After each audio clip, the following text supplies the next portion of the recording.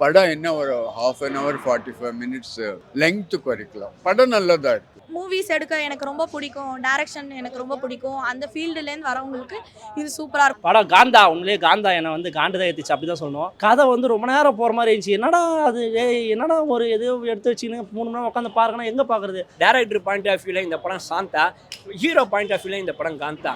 ஆனால் அந்த black and ஒயிட்டும் கலரும் ஷிஃப்ட் பண்ணுற விதம் ரொம்ப அழகாக இருந்தது.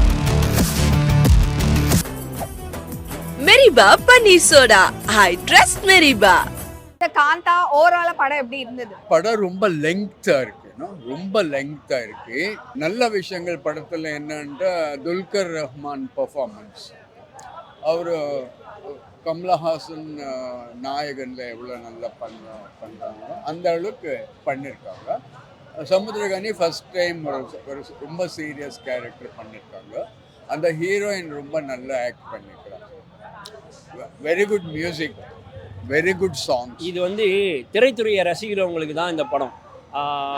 திரைத்துறை ஒரு காவா அடிச்சுக்கிச்சுன்னா அதை சரி பண்ணணும்னு சொல்லுவாங்களே, அதுமாதிரி திரைத்துறையை சரி பண்ணணும்னு சொல்லிட்டு ராணாவும் துல்கர் சல்மானும் சேர்ந்து எடுத்த இந்த படம் ரொம்ப போற்றத்தக்க வேண்டிய படம். அந்த பொண்ணுக்கு புது படமாக இல்லை, இந்த படம் வந்து வேரியேஷனாக பார்த்தா எல்லா விதமாக வரும். பிளாக் அண்ட் ஒயிட் படமாகவும் வரும், ஒரு பேய் படமாக பார்த்தா பேய் படமாக இருக்கும், ட்விஸ்ட் அண்ட் த்ரில்லிங்னா அது பயங்கரமாகவே இருக்கும், க்ரைம் ஜானர்லேயும் இருக்கும். அது மட்டும் இல்லாமல் பார்த்தீங்கன்னா லவ் போர்ஷனாகவும் இருக்கும், எமோஷ்னலு, 2 பேர் எனிமீஸ், இது எல்லாமே டச் பண்ணி ஒரு கதையை கொடுக்க முடியும்னா, அதுவும் ஒரு சினிமா எடுக்கிற ஒரு செட்டுக்குள்ளே எடுக்க முடியும்னா இந்த படத்தை சொல்லலாம். இந்த படம் வந்து இன்றைக்கி இருக்கிற நடிகர்கள் நிறைய பார்க்கணும். ஏன்னா அவங்க சொந்த வாழ்க்கையில் கேவலமான வாழ்க்கைகளை வாழ்ந்துட்டு இருக்காங்க. ஏகப்பட்ட நடிகர்கள் ஒருத்தனுக்கு ஒருத்தின்னு சொல்லி படத்தில் நடிப்பாங்க, ஆனால் 4-5 பேர் கூட இது பண்ணுவாங்க. அதேமாதிரி வெளியில் தேவையில்லாமல் மக்கள்கிட்ட ஒரு நடிப்பு, சினிமாவில் ஒரு நடிப்பாக இருக்கும். ஸோ இதெல்லாம் இருக்கக்கூடாதுன்னு ஒரு டேரக்டர் பார்த்து உருவாக்குற ஒருத்தன். அவனையே இன்றைக்கி பல டேரக்டருங்க வாய்ப்பு கொடுத்த டேரக்டரே மண்ணாக போட்டு புதைச்சிட்டு தொலைஞ்சு போயிடுறாங்க நடிகர், அவங்க பெரிய ஆள் ஆயிடுறாங்க. ஆனால் அந்த ஒரு ஃபஸ்ட்டு தடவை உனக்கு வாய்ப்பு கொடுக்குறவன் உனக்கு அப்பனுக்கும் மேலானவன், அவன் எந்த ஒரு விதத்தில் இந்த நாட்டை நேசிக்கிறப்போ நீ எப்படி வரணும்னு ஆசைப்பட்றான் அப்படின்றத இந்த கதை வந்து ரொம்ப அழகாக சொல்லியிருக்கு. ஃபர்ஸ்ட் ஹாஃப் நல்லா வேகமாக ஓடுது, செகண்ட் ஹாஃப் வந்து லேக் ஆகத்தோடு நிறைய பேருக்கு வந்து பிடிக்குமான்னு தெரியாது. ரெண்டாவது இது வந்து வாழ்க்கையை எம்பிடி தியாகராஜ வாழ்க்கை வரலாறு, அவங்களுக்கு எல்லாருக்கும் வந்து தெரியுமான்னு தெரியாது. அந்த கதை வந்து தெரியாதவங்க பார்த்தீங்கன்னா கனெக்டிவிட்டி இல்லைன்னு ஒரு ஃபீலிங் வரும். அதே மாதிரி அவங்க உண்மையான வாழ்க்கை வரலாறு எடுத்தாங்க சொன்னாங்கன்னா அவங்க எடுக்கலை, ஒரு 50% தான் எடுத்திருப்பாங்க, 50% அவங்க சரியாகவே காட்டலை. அந்த நம்ம தியாகராஜ பாகத்தோட வாழ்க்கை வரலாறுக்கு உண்டான ஃபீலிங் நமக்கு வரலை. இது யாரோட ஃபீலிங் வருதுன்னா நம்ம புரட்சி தலைவர் எம்ஜிஆரோட வாழ்க்கை வரலாறு மாதிரி தான் இருக்குது. உள்ளே பார்த்தா 20 படம் மோகன்லாலோட கேட்ட மாதிரி இது, தலைவின்னு ஒரு படம் வந்து பாருங்க, அப்படியே அரவிந்த் சாமரியே அதே மாதிரி தான் அழகாக. நான் வந்து மகாநதி லெவலுக்கு யோசிச்சுட்டு வந்தேன். ஆனால் இது வந்து அவங்களுக்கும் முன்னாடி வந்த ஸ்டோரி அப்படிங்கிறனால, ஏன்னா இவங்களுக்கும் முன்னாடி இவர் தான் ஃபஸ்ட்டு சூப்பர் ஸ்டார் அப்படின்னு கேள்விப்பட்டேன். ஸோ அதனால் என்னால் கனெக்ட் ஆக முடியல. ஆக்டிங் வைஸ் எல்லாமே சூப்பராக இருந்துச்சு. அதுக்கப்புறம் துல்கர் சல்மான் சாராக இருக்கட்டும், சமுத்திரகனி சாராக இருக்கட்டும், ராணா சாராக இருக்கட்டும், எல்லாருமே சூப்பராக பண்ணாங்க. எஸ்பெஷலி ராணா சார் வந்து இது வந்து டிக்யூ மூவி கிடையாது, ராணா சார் மூவி தான். ஏன்னா செகண்ட் ஹாஃப் ஃபுல்லாக அவரே எடுத்துட்டாரு. ஸோ நல்லா இருந்துச்சு.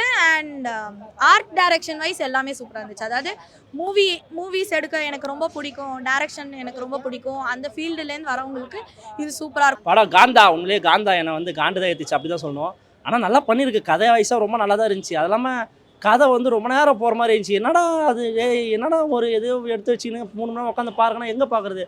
அவன் காலங்கள் ஓட நம்மளும் வாழ்க்கையில் ஓடினே இருக்கணும். அந்த மாதிரி வந்து பார்த்த விஷயத்தே தான் பார்க்குறோம், பெருசாக ஒன்றும் இதில் காட்டல. அது இல்லாமல் படத்தில் நடிச்சு எல்லாருமே ரொம்ப ப்ளஸ்ஸாக பண்ணியிருந்தாங்க, ரொம்ப நல்லா இருந்துச்சு. படத்தில் ப்ளஸ்ன்னு பிஜிஎம் ரொம்ப க்யூட்டாக பண்ணியிருந்தாங்க, ரொம்ப அழகாக பண்ணியிருந்தாங்க. ஹீரோயினும் சரி, அதில் சம்தோனி சார் ரொம்ப சொல்லி ஆகணும். ஏன்னா படத்தில் ஹீரோன்னு சொல்லப்போனால் அவர் தான், தமிழ் நடிகர்கள் சொல்லப்போனால் அவர் தான். ரொம்ப அவர் நடிகராக டேரக்டராக இருந்து வந்தவர் தான். அந்த அளவுக்கு அவர் டேரக்டரில் எப்படி கெத்தாக இருந்திருப்பாரோ அந்த கெத்தை அப்படியே மெயின்டைன் பண்ணியிருக்காரு. ரொம்ப நல்லா இருந்துச்சு பார்க்குறதுக்கு. ஆனால் ரொம்ப நேரம் போகிற மாதிரி இருந்துச்சு. அதெல்லாம் வந்து குறைச்சி கொஞ்சம் ட்ரிம் பண்ணி, எதுக்குடா இந்த செட்டு சினிமா உள்ள இப்படி தான் எடுப்பாங்கன்னு நமக்கு தெரியும், திரும்ப அதையே காட்டும்போது போர் அடிக்கிற மாதிரி இருந்துச்சு. அதெல்லாம் கொஞ்சம் கட் பண்ணி ட்ரிம் பண்ணி கொஞ்சம் கமர்ஷியல் ஆட் பண்ணிக்கலாம்னு தோணுச்சு. மற்றபடி என் படம் ரொம்ப லென்த்துங்கிற மாதிரி சொல்லியிருந்தாங்க. உங்களுக்கு பார்க்கும்போது ஏதாவது போர் அடிக்கிற ஃபீல் இல்லை, லேக் ஆகிற ஃபீல் அட் சம்டைம்ஸ் அந்த மாதிரி இருந்தது. பட் ட்விஸ்ட் அண்ட் டர்ன்ஸ் கொடுத்து நல்லா பண்ணியிருந்தாங்க. ஓகே. அண்ட் ஃபைனலி எவ்வளோ கொடுப்பீங்க out of 10? Out of 10 7.5. Dulquer Salmaan எப்பவுமே ஸ்கிரிப்ட் செலெக்ஷன் சொல்லுவாங்க, ஆனால் ஸ்கிரிப்ட் செலெக்ஷனா கிடையாது, அவரோட நடிகர் சக்கரவர்த்தி. நல்லா தான் இருந்துச்சு படம், எல்லாம் வந்து பாருங்க. இல்லை, அவங்க சூப்பராக ஹேண்டில் பண்ணியிருந்தாங்க ப்ரோ. அதை பிளாக் அண்ட் ஒயிட்டில் போட்டாங்க. நிறைய இந்த சென்னையோட ஓல்டு சீன்ஸ் எல்லாமே பிளாக் அண்ட் ஒயிட்டில் இருந்தது. நிறைய சீன்ஸ் வந்து கொஞ்சம் அந்த கார்லேயே இருக்க மாதிரி தான் இருக்கும். பெருசாக அவங்க வந்து ஒரு சென்னையில் பழைய ஓல்டு சென்னையில் வந்து அவங்க நின்று பேசுகிற மாதிரிலாம் இருக்காது. எல்லாமே அவங்க காருக்குள்ளே இருந்து எடுக்கிற மாதிரி இருக்கும். அந்த மாதிரி சீன்ஸ்லாம் அவங்க பெருசாக செலவு பண்ணாமல் அவங்க நல்லா ஹேண்டில் பண்ணியிருந்தாங்க. And finally Samuthirakani and Dulquer Salman அவங்க 2 பேர் ஆக்டிங் சொல்ல வேணாம், எப்போதும் போல கலக்கிட்டாங்க. நடிப்புனா என்ன அப்படிங்கிறத வந்து இந்த படத்தை வந்து பார்த்து தெரிஞ்சுக்கலாம். இன்னுமே துல்கர் சல்மானை வந்து போற்றப்பட வேண்டிய ஆளுன்னு தான் நினைக்கிறேன். ஆனால் சாதாரணமாக வந்து போயிட்டு இருக்காப்புல. சும்மா ஒரு படம் நடிச்ச உடனே நடிப்பு அரக்கன், நடிகர் திலகம், மங்கையத்திலகம் அப்படிலாம் பண்ணுறாங்க. அவங்கள மத்தியில் வந்து துல்கர் சல்மான் வாழ்ந்துருக்காப்புல. சான்ஸே இல்லைங்க. ஒரு மிரர் சீன் இருக்கும், அதை நம்ம எதிர்பார்த்துருக்கே மாட்டோம். பட்டுன்னு கண்ணிலேருந்து தண்ணி கொட்டிருச்சு அந்த சீனில். ஏன்னா திடீர்த்து நம்மளுக்கு வந்து ரொம்ப படபடப்பாக்கி விட்டாப்புல துல்கர் சல்மான். ஃபர்ஸ்ட் ஹாஃப் வந்து அப்படியே அமைதியாகி உட்காந்தாச்சு. ஆனால் செகண்ட் ஹாஃபில் வந்து இன்னும் ஸ்க்ரீன் பிளேல கொஞ்சம் கிரிப்பிங் கொடுத்துருந்தா நல்லாயிருக்கும். முழுக்க ஆக்டிங் பெர்ஃபார்மன்ஸ்லேயே போனதில் ஒரு ஆர்ட் ஃபிலிம் பார்த்த மாதிரி அந்த படத்தை கொண்டு போய் முடிச்சிட்டாங்க. ஆனால் ஃபர்ஸ்ட் ஹாஃப் வந்து வேற level. All the 3 were great. Dulquer Salman, Samudrakani sir and the heroine Bhagyashree. I think her first movie maybe. Chancel, beautiful. Performance and making செமையாக இருந்தது. அண்ட் ஆக்டிங் வைஸ் அண்ட் மேக்கிங்லாம் செமையாக இருந்தது. பட் அதை தாண்டி படத்தோட concept and screen பிளேன்னு வரும்போது பயங்கரமான ஒரு லேக் தான். செகண்ட் ஹாஃப்லாம் எப்படா முடியுன்ற மாதிரி ஆயிடுச்சு. ஸோ ஆக்டிங்லாம் பயங்கரமாக பண்ணியிருந்தாங்க. பட் அந்த நம்மள ஏதோ ஒரு விதத்தில் இந்த படம் நம்மளை ஏதோ ஒரு விதத்தில் கரெக்ட் பண்ணணும், இல்லை என்டர்டெயின் பண்ணணும், என்கேஜ் பண்ணணும்னு அது இல்லை. அது கம்ப்ளீட்டாக மிஸ் ஆன மாதிரி ஒரு ஃபீல் எனக்கு. டேரக்டருக்கும் ஒரு ஹீரோக்கும் உள்ள கதை ஆக்சுவலாக வந்து குருக்கும் அவங்க சிஷ்யருக்கும் நடக்கிற ஒரு கதை. அவங்களுக்குள்ள ஈகோ ஆகிற விஷயம் தான் படமாக வந்து கொண்டு போகிறாங்க. பட் ஆனால் இது மட்டும் வந்து படம் ஃபுல்லாக கிடையாது. செகண்ட் ஹாஃபில் வந்து க்ரைம் இன்வெஸ்டிகேஷன் த்ரில்லராக மாறுது. இந்த படத்தை வந்து 2 ஜானராக வந்து கொண்டு போயிருக்காரு. அதுவும் போர் அடிக்காமல் இது வேற லெவலில் பண்ணியிருக்காரு பிரதர். ஆக்சுவலாக வந்து நான் இப்படி ஒரு படம் இருக்குன்னு சொல்லி நினச்சே நான் பார்க்கல. இது நினச்சேன்னு பார்த்தோன்னா இது வந்து தியாகராஜ பாகவதரோட கதை ஃபுல்லாக இருக்கும்னு பார்த்து நினச்சி வந்தேன். பட் ஆனால் பார்த்தோன்னா அங்கங்கே கொஞ்சம் இருக்குது. பட் ஆனால் படம் வந்து ஃபுல்லாக அவரோட பயோபிக்கே கிடையாது. இது 1950s வந்து அந்த கதைக்களம் நகருது. ஸோ அது மட்டும் தான் வந்து பண்ணியிருக்கிறாங்க. சின்ன சுச்சுவேஷன் வரும். ஆனால் வந்து இந்த படம் வேறு எக்ஸலன்ட் பர்ஃபார்மன்ஸ் வந்து பண்ணியிருக்காரு. நம்ம யாருன்னு பார்த்தீங்கன்னா சமுத்திரக்கனி அவர் பார்த்தீங்கன்னா ஒரு ஆடியோ லான்ச்சில் கூட சொல்லியிருப்பார் இந்த படத்தை பற்றி. என்ன சொல்லியிருப்பாருன்னா, இந்த படம் வந்து என்னை தூங்க விடாமல் பண்ணுச்சு. இந்த படத்துக்கு அப்புறம் என்னை பற்றி ஒரு புதிய பரிமாணம் நீங்கள் பார்ப்பீங்க அப்படின்னு சொன்னார். உண்மையாக சொல்கிறேன், கண்டிப்பாக பார்ப்போம். வேற லெவல் பண்ணிட்டேன். ஒரு 2 வருஷமாக எந்த தியேட்டர்லேயும் படம் ஒரு 30% தான் குவாலிட்டி வந்துட்டு இருக்கு. நீங்கள் பகல்லையும் டார்க்கு, காலையில் 10 மணிக்கு டார்க்கு, 12 மணிக்கும் டார்க்கு. அதனால் சுமார் 2 வருஷமாக எந்த படமும் என்ஜாய் பண்ண முடியாது. நிறைய பேர் படமே எப்படி இருக்கும்னு நினச்சிட்டு படம் பார்த்துட்டு இருக்காங்கன்னு நினைக்கிறேன். ஸோ அதனால் இந்த ப்ராப்ளம் நிறைய தியேட்டரில் நடந்துகிட்ருக்கு. ஸோ அதனால் மத்தியானம் அதில் ஆர்டிஸ்ட் பேசிகிட்டு இருப்பாங்க, யார் பேசுகிறாங்கன்னு தெரியாது. இதில் எத்தனை ஆர்டிஸ்ட் இருக்காங்கன்னு கூட கண்டுபிடிக்க முடியாது. நீங்கள் ஹையஸ்ட் ஒரு 4 பேர் கண்டுபிடிக்கலாம். மீதி நிறைய ஆர்டிஸ்ட் நடிச்சிருக்காரு. அவங்க யாருன்னு கண்ணுக்கு தெரியாது. படம் என்ன ஒரு 1/2 an hour 45 minutes லெங்க்த்து குறைக்கலாம். படம் நல்லதாக இருக்குது.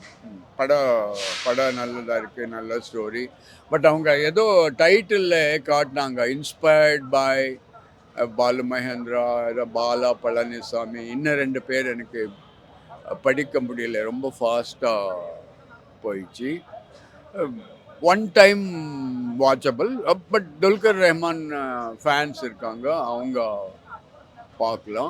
இதுக்கு இந்த பர்ஃபார்மன்ஸுக்கு கண்டிப்பாக அவனுக்கு நேஷனல் அவார்டு கண்டிப்பாக கிடைக்கும். ஏன்னா இப்படி ஒரு ஆக்டிங்கை நான் இது வரைக்கும் பார்த்ததில்ல. ஒருவேளை சிவாஜி காலத்தில் ஒருவேளை பிளாக் அண்ட் ஒயிட்ன்றதுனால அது பண்ணுறாங்களான்னு தெரியல.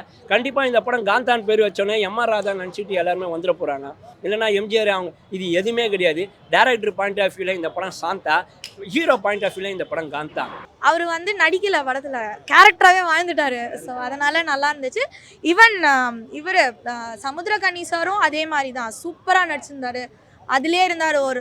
ஒரு அந்த காலத்து ஒரு டேரக்டர் வந்து எப்படி இருப்பாங்களோ அதே மாதிரியே தான் பண்ணார். அதே மாதிரி தான் இது பண்ணார். ஐயோ ராணா அம்மா வில்லத்தனமா செம்ம சூப்பராக பண்ணியிருந்தார். ரொம்ப க்யூட்டாக நல்லா பண்ணியிருந்தார். அது இல்லாமல் என்னன்னா நம்ம தமிழ் எப்படி எஸ்எஸ் வீடியோ நம்ம சொல்லுவோம், டே வில்லண்டா வெறித்தனமான வில்லண்டா அப்படின்ற மாதிரி இவர் ஒரு வந்தார். செகண்ட் ஹாஃப் ஃபுல்லாக தான் வராரு. ஆனால் ஃபஸ்ட் ஹாஃப் ஃபுல்லாகவே டேரக்டர் மாடை போட்டு ஓட்டார் வண்டியை. ஆனால் சரியாக ஓடல. செகண்ட் ஹாஃப் ஃபுல்லாகவே குதிரையை போட்டு ஓட்டிருக்காரு. அடிச்சு ஓட்டுறாரு. எப்படியும் அந்த படத்தை ஹிட் அடிக்கணும், மலையாளத்துலையும் சரி தமிழ்லையும் சரி ஹிட் அடிச்சு மக்கள் கொண்டு போய் சேர்க்கணுன்ட்டு. ஆனால் அது ஓடல. அந்த குதிரை கால் உடஞ்சானு தெரியல. அந்த அளவுக்கு okay, one time watchable. Dulquer சல்மானுக்கு அதான் நான் சொல்கிறேன், படத்தோட ஃபுல் ஃபேஸ்மே வந்து டிக்யூ அண்ட் வந்து இவர் சமுத்திரக்கனி சார் தான். சமுத்திரக்கனி சாரை பற்றி நமக்கு ஆல்ரெடியே தெரியும் எப்படி நடிப்பாருன்னு. இந்த படத்தில் வந்து டிஃப்ரெண்ட்டாக பார்க்கலாம். இன்னும் அவர் நல்லா அட்ராக்ட் பண்ணுற அளவுக்கு நல்லா நடிச்சிருக்காரு. பயங்கரமாக கனெக்ட் ஆகுது. அதாவது ஃபர்ஸ்ட் ஃப்ரேமில் வந்து ஒரு ஷூட்டிங் நடக்கும், அதாவது கன் ஷாட் நடக்கும். அந்த கன் ஷாட் எப்படிங்கிறத ஓரளவு சினிமா பார்த்த கிறுக்க நான் வந்து என்னால் கெஸ் பண்ண முடிஞ்சுச்சு. ஆனால் அதை புதுமையாக செஞ்சுருக்காங்க. துல்கர் சல்மான் ஃபேன்ஸுக்கு அவருடைய கேரியர் பெஸ்ட்டுன்னு சொல்லணும். துல்கர் சல்மான் நிறையா படங்கள் பெஸ்ட்டாக பண்ணியிருந்தாலும் இந்த படம் வந்து அவர் கேரியர் பெஸ்ட். ஆனால் 100 கோடி 200 கோடி அதெல்லாம் எதிர்பார்க்காதீங்க. நல்ல நடிப்பை தேடுறவங்க வந்து கண்டிப்பாக வந்து பார்க்கலாம். சும்மா நான் இந்த 2K கிட்ஸ் பிடிக்கிற மாதிரி படம் எடுக்கிறேன் இருக்கட்டும், இல்லைன்னு சொல்ல. அந்த படங்கள்லாம் மத்தியில் எல்லா தரப்பு மக்களுமே ரசித்து பார்க்க வேண்டிய ஒரு படம். அண்ட் அந்த பிளாக் அண்ட் ஒயிட்டும் கலரும் ஷிஃப்ட் பண்ணுற விதம் ரொம்ப அழகாக இருந்தது. ஃபர்ஸ்ட் ஹாஃபில் they are shooting a black and white movie. So அந்த எக்ஸ்பிரஷன் துல்கர் சல்மானோட எக்ஸ்பிரஷன் ஜென்ரலாக அவர் எப்படி ஆக்ட் பண்ணுறார், ஹவு இட் இஸ் கேப்சர்ட் அந்த பிளாக் அண்ட் ஒயிட் ஸ்க்ரீன் அப்படின்னு காமிக்கிற போது ஆசமாக இருந்தது. பட் சின்ன சின்ன விஷயங்கள்லாம் கவனிச்சவங்க மேபி ஸ்க்ரீன் பிளேல இன்னும் நம்மளுக்கு ஏதாவது, ஏன்னா இது வந்து ஒரு கொலை நடக்குது, அந்த கொலை யார் பண்ணாங்கன்றதை கண்டுபிடிக்கிறது தான் கான்செப்ட். நம்மளுக்கே அது தெரிஞ்சிருது அது யார் பண்ணாங்கன்னு. ஸோ ஆப்வியஸ்லி அது பெருசாக அதுக்கு அடுத்து என்ன நடக்குன்றது நம்மளுக்கு தெரியறதுனால அந்த இன்ட்ரெஸ்டிங் ஃபேக்டராக எதுவும் இல்லை. இது நல்ல படம். ஒரு இன்டர்நேஷ்னல் ஃபிலிம் ஃபெஸ்டிவலுக்கு ஒரு அவார்டுக்கு அப்படி அனுப்பலாம். துல்கர் ரொம்ப நல்லா பண்ணியிருக்காங்க. சமுத்திரகனி அவங்களுக்கு கொடுத்த ரோல் நல்லா பண்ணியிருக்காங்க. ராணா கேரக்டர் கொஞ்சம் தியேட்ரிக்கல்லாக இருக்குது. தியேட்ரிக்கல்ன்ட்டு கொஞ்சம் லிட்டில் பிட் ஒரு ஓவர் ஆக்டிங் மாதிரி இருக்குது. பட் ஆக்சுவலி இது ராணா ஃபால்ட்டு கிடையாது. அவர் டைரக்டர் எப்படி சொல்கிறாரோ அப்படி அவர் நடிக்கணும். ஸோ அது கொஞ்சம் அவுட் ஆஃப் நார்மல் அந்த மாதிரி இருக்குது. 100க்கு ஒரு 70 மார்க் போடலாம் சார். அந்த அளவுக்கு நடிப்பு எல்லாமே நல்லா பண்ணியிருக்காங்க. நான் என்ன எதிர்பார்க்குறேன்னா, இப்போ இருக்கிற 2K கிட்ஸு ஏன்னா என்ன எதிர்பார்ப்போம், நம்ம அந்த கொஞ்சம் கமர்ஷியலாக கொண்டு போய் கொஞ்சம் ரசிக்கிற மாதிரி. இப்போ டூட்லாம் பார்த்துருப்போம், அவன் அதே நிறைய பேர் கலாய்ச்சாங்க. அது நம்ம சினிமாவை பார்த்துட்டு போயிடலாம். சினிமான்றது அவனோட டேரக்டர் என்ன பாயிண்ட் அப்பில் எடுக்கிறாரோ அதுதான் நம்ம ரசிக்க முடியும். அதை வந்து பிடிக்கலன்னு 2 வார்த்தை நம்ம சொல்லிட்டு போயிடலாம். அதுக்காக வந்து ஏய் அந்த டேரக்டர் ஏன்டா அப்படி எடுத்தா, இந்த டேரக்டர் ஏன்டா அப்படின்னு நம்ம கேட்க முடியாது. அவரோட இஷ்டங்கள், படம், சினிமா அவ்வளோதான். மெரிபா பன்னீர் சோடா. I trust Meriba.